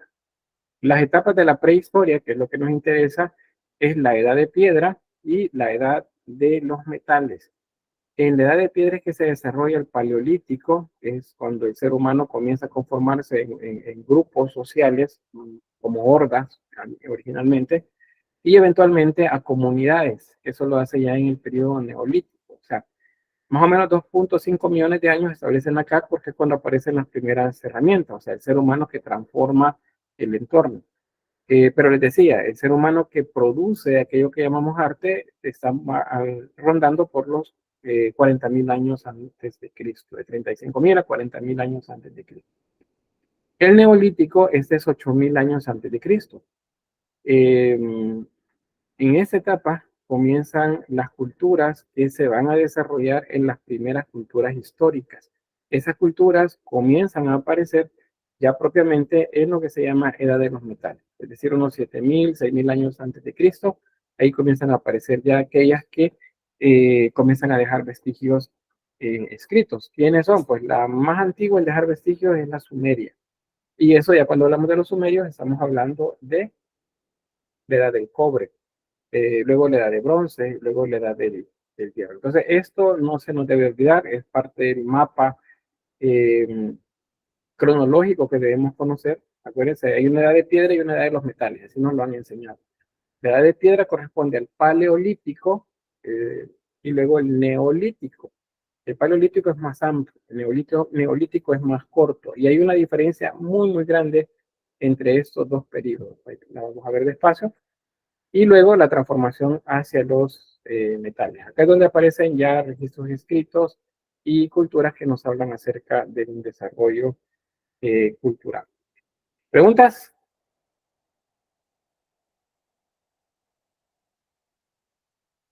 ¿No? No, Lick. Muy bien.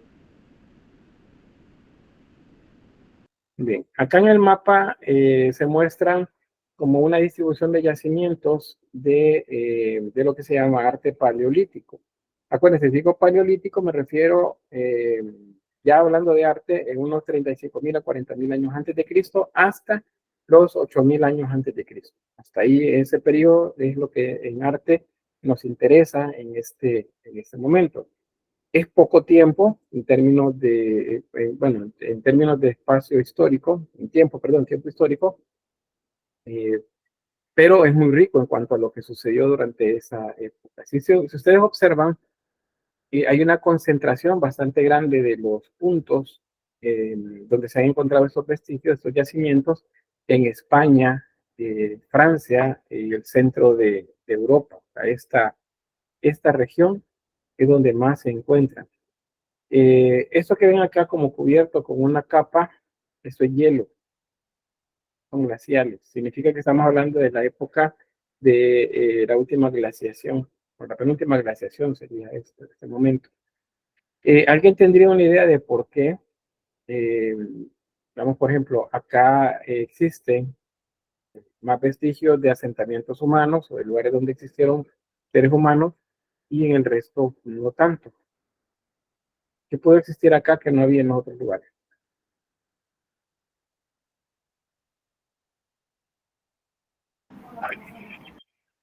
¿Sí, Carolina? Lick se me fue. Pero ¿cómo fue la pregunta? Perdón, es que me distraje. Se distrajo. Vaya, la pregunta es, ¿qué pudo existir en estos lugares a nivel geográfico que no había en los demás y que permite entonces que existieran mayores asentamientos en estas zonas? Y luego vamos con Ricardo. Tengo una idea que es bastante, o sea, normal, siento yo que podría ser agua, que quizás en las otras partes podría ser como desiertos, pienso yo. No sé si está bien el razonamiento. Sí, está bien. Por ahí vamos, por esa vía. Ricardo y luego Mónica. Para mí es la adaptabilidad de las personas en esas áreas que tenían mejor adaptación, ya sea en recursos, en comida y en cuestiones culturales. Muy bien, por esa vía vamos también. ¿Quién quedó por ahí? ¿Qué más? Prácticamente sería un poco de lo mismo que dijo mi compañero. Yo considero que en esa zona había pues, más producción o más facilidad de producción de alimentos y de caza. Muy bien. Caza con Z. Cacería. Sí, caza. Claro. Bien, pues efectivamente de eso se trata esto. Resulta que las condiciones, acuérdense que para el desarrollo de la vida necesitamos condiciones, ¿verdad? Pero esas condiciones apropiadas tienen que ver con el ambiente, tienen que ver con las fuentes de agua, agua dulce principalmente, y la posibilidad de cazar animales que nos provean ¿cómo se llama? De proteínas o plantas que nos provean también otro tipo de recursos que se necesitan. Un dato también sobre esto, antes de pasar, me acordé cuando hablábamos de esto, pues les iba a dar el aviso. Hay una serie que se llama Caminando con Cavernícolas de la BBC. Si alguien pudiera ubicarnos por ahí en YouTube o en alguna otra plataforma y nos comparte los enlaces en el grupo de Facebook, sería algo muy bueno. Y si lo pueden ver este fin de semana, pues aprovechen el tiempo porque esa serie es muy buena en cuanto al planteamiento que hace acerca del desarrollo de todo el ser humano y cómo es que llegamos hacia donde estamos. Aparte de eso, les solicito que pues hagan la lectura del material que está en el aula virtual del libro de Arnold Hauser. Son unas pocas páginas, de la 11 a la 39, que necesito que revisen por ahí para exportar un poco más de datos acerca de lo que vamos a estar hablando en las siguientes clases. Bien, este era como un comercial.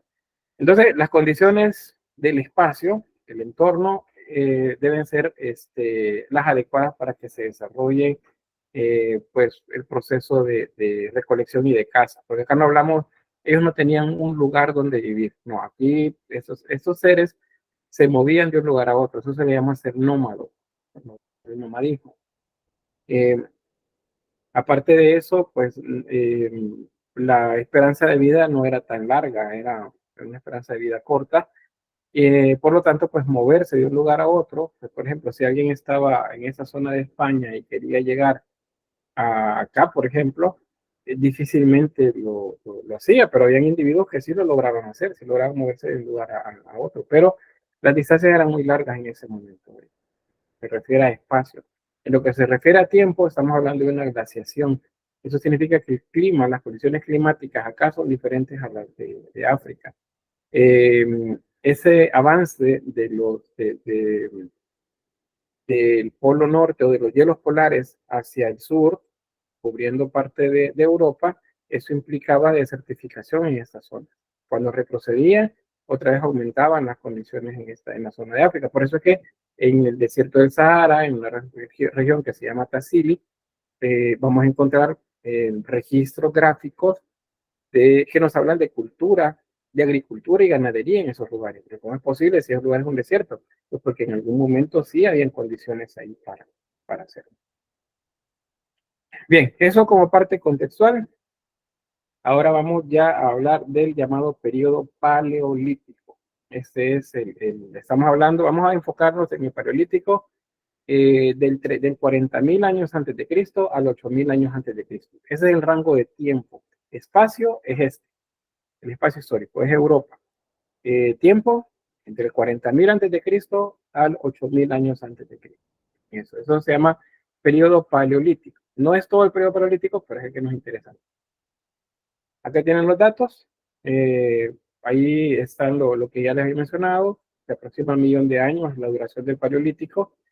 A nosotros nos interesa lo que ya se estaba desarrollando para 35.000 años antes de Cristo. En algunos momentos les voy a mencionar 40, pero 35.000 es lo que se considera ya estaba bien consolidado. Esta cultura que producía estas imágenes, estas herramientas también. Se han encontrado muy depuradas herramientas talladas en piedra, en madera y en hueso. No hay arquitectura, eso es bien importante que lo manejen. En este momento no hay arquitectura, no construían casas, no construían cuevas, no construían abrigos rocosos. Todo eso lo encontraban, no es que lo hacían ellos, todo eso lo encontraban y lo utilizaban. ¿Qué sí hacían ellos transformando el entorno? Pues esculturas en barro. Se han encontrado algunas cuevas en las que sí hay esculturas, no de barro cocido, sino de barro crudo, dibujos en piedra y en hueso. Ya vamos a ver ahí las técnicas que utilizaban. Por la extensión temporal del periodo, observamos cambios significativos en los seres humanos. Partimos de un primer momento en el que estamos hablando de seres que pues, tendrían unas características muy similares a esta recreación que ven acá. Se verían así como muy gruesos en sus rasgos físicos y no vestidos como actualmente lo conocemos. El camino sería básicamente este. Esto dice, mira, es que esos son monos. No, esos son homínidos, no son monos. Parece que les podrá parecer que son, pero esos se denominaban homínidos. Las primeras hordas de homínidos allá por el un millón de años atrás en el tiempo, evolucionaron a esto, ya por el 40.000 antes de Cristo. Y por acá, unos 20.000, 12.000 años antes de Cristo, pues ya se veían de esta manera. Dependiendo de la zona geográfica, así eran las características de piel, de pelaje, las cosas nasales. Por ejemplo, hay uno en los de las zonas frías, fósiles que se han encontrado en esas zonas frías, las narices son diferentes, como para tomar más aire. Los rasgos también óseos son diferentes, y eso depende mucho también de qué es lo que comían. Entonces, todo eso implica, pues, datos para el cambio evolutivo en ellos. Esto que ven acá son cuevas y abrigos rocosos. Les repito, los habitantes del periodo paleolítico, los seres humanos de ese periodo, no construían nada. Todo lo encontraban tal cual y así lo utilizaban. Entonces, una cueva cercana a una fuente de agua, por ejemplo, o que les permitía guarecerse, perdón, de los depredadores durante la noche, pues era muy importante para ellos. Y saber dónde estaban era muy importante también. A nivel social, se considera, porque no hay manera de comprobarlo observándolo, ni tampoco hay escritos que nos digan sobre eso de este momento, pero se considera que sí habían líderes acá, y esos líderes eran los que movían, así como observamos en una manada, al que se denomina a la hembra o al macho alfa, que son los que lideran las manadas. También nos sucedía acá. No era de otra forma. No era alguien que elegían por votación. No, era alguien que tenía ciertas características y por lo tanto lo conocían. ¿Alguien me podría decir qué consideran ustedes que debía tener alguien a quien en esa época se consideraría un líder? Sí.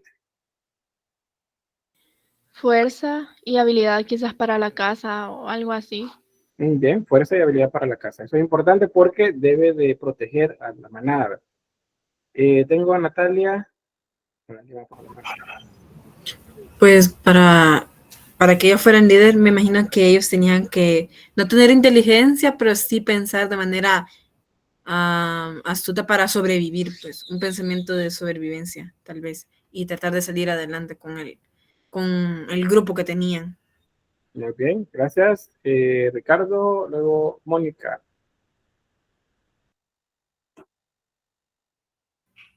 Si no estoy mal, tendrían que, aparte de fuerza, también tendrían que tener destreza, resistencia, capacidad de comunicación, toma de decisiones, tendrían que haber sido también expertos en naturaleza y liderazgo espiritual, valentía y paciencia. Todo eso sí, es algo que podrían tener. Algunas parecen un poco así como que rebuscadas, pero se supone que tendría que tenerla, porque si no, ¿cómo se maneja el grupo? Tengo Carolina y luego Stephanie.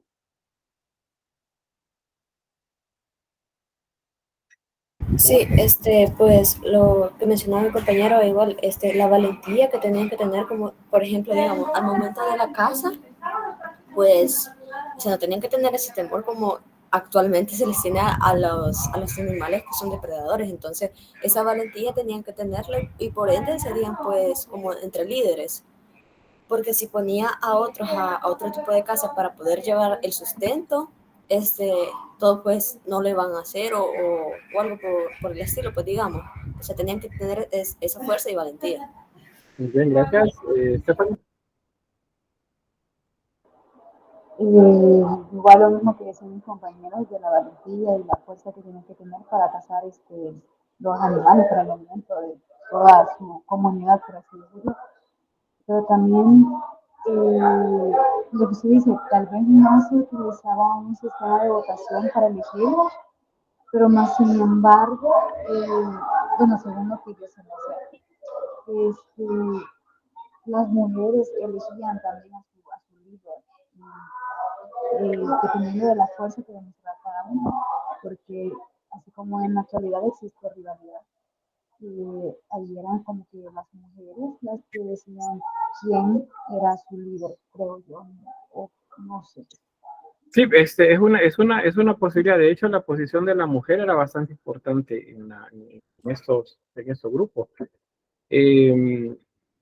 Principalmente, bueno, en estos grupos y en la lectura que se hace de los vestigios que hay, gráficos y escultóricos, la importancia de ellas es por ser creadora de vida, porque veían igual que en la naturaleza, pues que la vida surgía de ella. Entonces, ya vamos a ver algunos elementos simbólicos ahí que se están asociados y se piensa que en muchos casos no solo digamos que intervenían en quienes eran los líderes, sino que las mujeres eran los líderes. Entonces, las primeras divinidades que se observan en las paredes rocosas, por ejemplo, como arte parietal, son figuras femeninas, como sacerdotisa o como una divinidad.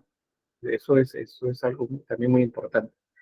Bien, otra cosa que daba bastante no sé si va a decir algo más, Stephanie. Stephanie. No, otra cosa que daba mucho, aparte de lo que me mencionaban, es la experiencia. ¿Quién podría tener entonces más experiencia en el grupo? ¿Los más jóvenes o los más viejos? Los más viejos. Los más viejos. Entonces, Los más rucos.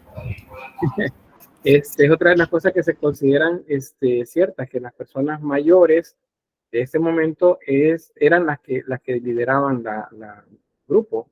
Parece la manada, pero digamos ese grupo que se movía de un lugar a otro. Ya sea hombre o mujer, tenía que ser alguien con mucha experiencia. ¿Y experiencia para qué? Pues para el conocimiento que mencionaban de los frutos, por ejemplo, que se podían comer y los que no. Las rutas de cacería o las rutas de migración, porque como el clima está cambiando y hay periodos, temporadas de frío, temporadas de calor, entonces había que moverse para buscar el alimento. Las migraciones los animales las tienen. Bueno, en África se puede observar, ¿cómo se llama? Acá en América nosotros vemos ahí las migraciones de los pájaros. Ya por cierto, por esta fecha vamos a comenzar a ver que las aves comienzan a moverse hacia el norte otra vez, que llamamos los azajuanes. Esas migraciones las hacían los seres humanos buscando siempre un mejor lugar. Entonces, ¿cómo saber hacia dónde moverse? Pues lo daba la experiencia. Entonces, en el grupo, las personas con mayor edad eran las que tenían más experiencia. No necesariamente eran las más fuertes. Eso quiero que veamos. A veces las películas de Hollywood nos muestran que el líder es el que puede matar a un mamut con la uña del dedo pulgar, o peñique, el que puede derrotar a un diente de sable con solo verlo. No es eso, son cosas más pequeñas, pero mucho más significativas las que pudieron dar eso. Entonces, saber dónde están esos abrigos rocosos, saber dónde hay una fuente de agua, saber ubicarse en ese lugar de manera que los depredadores no puedan observarnos, pues es muy importante. En nuestro país hay una cueva en la que se llama el Espíritu Santo, en Morazán, que es un espacio, más bien es un abrigo rocoso, no es una cueva, pues que tiene ciertas características de esto. Más hacia el norte de Morazán, pero ya en territorio hondureño, está un lugar también que se conoce como la Cueva del Gigante. Se le llama así porque está más o menos a unos 5 o 6 metros de altura, entonces pareciera que solo siendo gigante se puede llegar a ella, pero seguramente que tenían algún tipo de dispositivo, un árbol, o ramas para poder llegar hasta ese lugar. ¿Y qué sucedía en ese abrigo rocoso? Desde ahí podían observar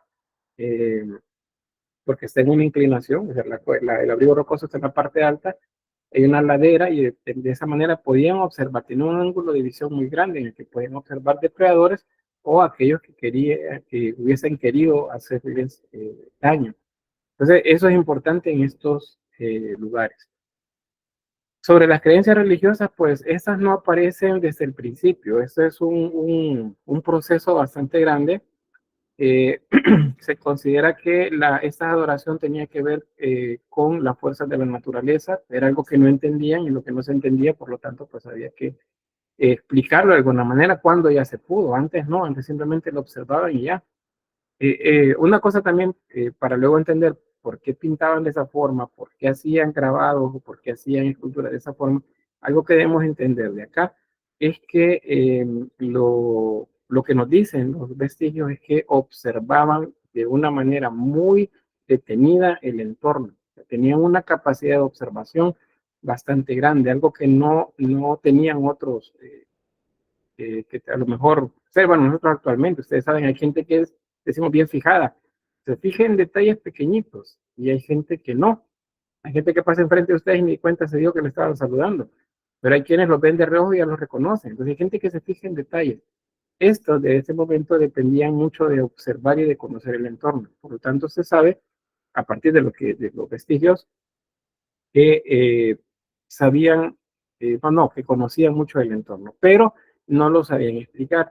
En el momento que aparece el pensamiento, la proyección a futuro, y en el momento que la muerte se convierte en un problema para ellos, el problema me refiero en el sentido de que cómo explicar o cómo explicarse que esta persona con la que han estado conviviendo durante mucho tiempo, de repente ya no reacciona, ya no se mueve, ya no tiene ningún tipo de movimiento, y de repente poco a poco comienza a descomponerse, como lo veían que sucedía con otros animales.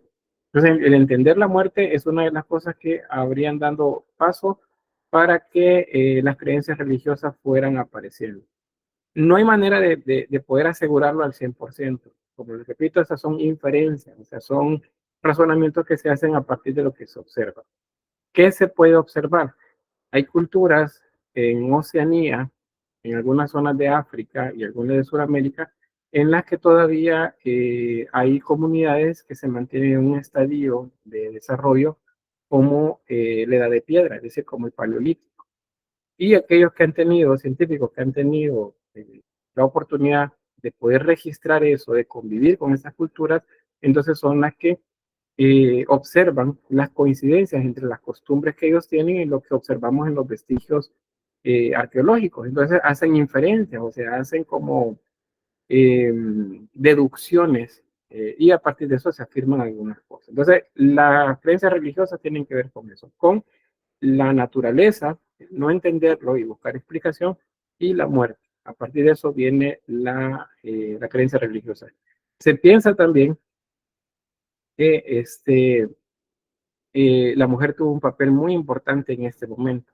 En la mayor parte de libros del siglo pasado, gráficos, son hombres los que aparecen haciendo arte.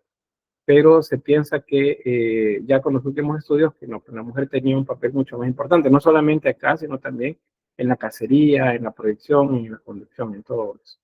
Es que voy a quedar por acá, no sé si hay alguna pregunta, porque el tiempo ya no nos da. La otra semana vamos a comenzar ya con la escultura y a ver qué es lo que trabajaban ellos en su realidad cotidiana. Voy a detener la grabación acá. Y eso sí, si hay alguna pregunta, pues la pueden hacer.